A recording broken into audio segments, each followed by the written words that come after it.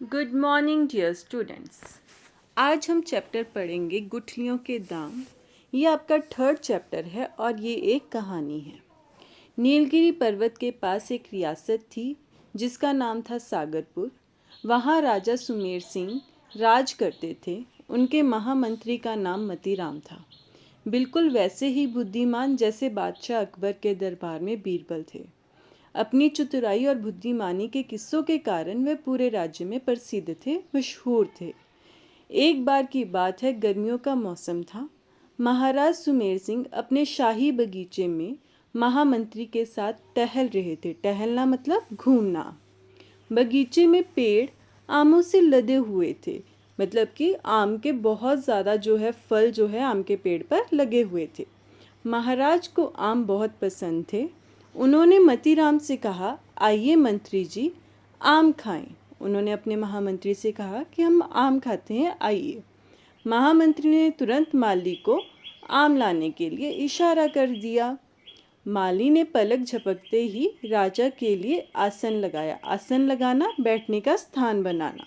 पलक झपकते बहुत जल्दी बड़े बड़े मीठे आम तोड़े और उन्हें अच्छी तरह धो पोंछकर 2 थालियों में सजाकर ले आया।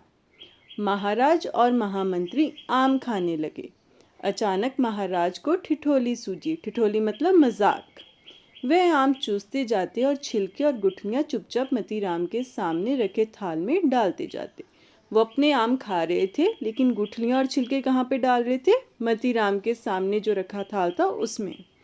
कुछ देर बाद महाराज बोले, महामंत्री जी, बहुत ज़्यादा भूख लगी थी क्या?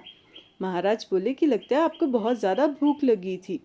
देखो, आप अकेले ही कितने आम खा गए, क्योंकि सारे और छिलके और गुठलियाँ वो मतीराम के थाल में थी। तो महाराज ने बोला, आप अकेले ही कितने सारे आम खा गए हो।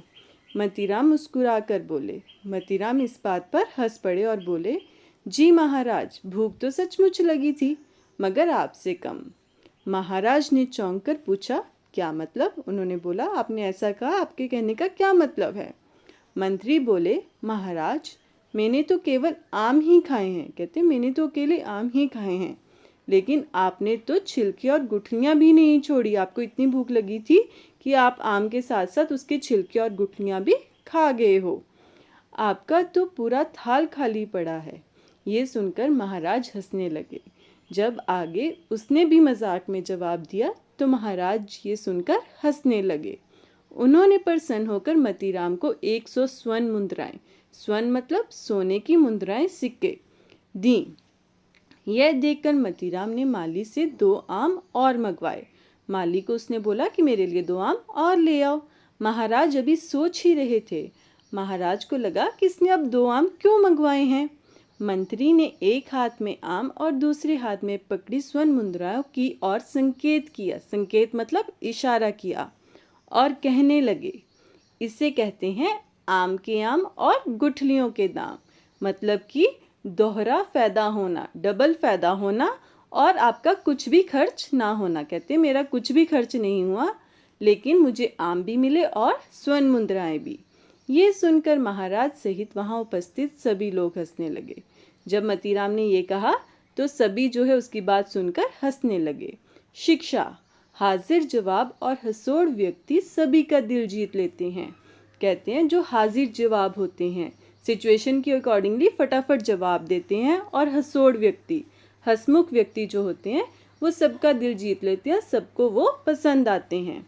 बच्चे, आपको इस चैप्टर को अच्छे से पढ़ना है और उसके बाद आपको दी गई बैक एक्सरसाइज को सॉल्व करना है। Thank you students.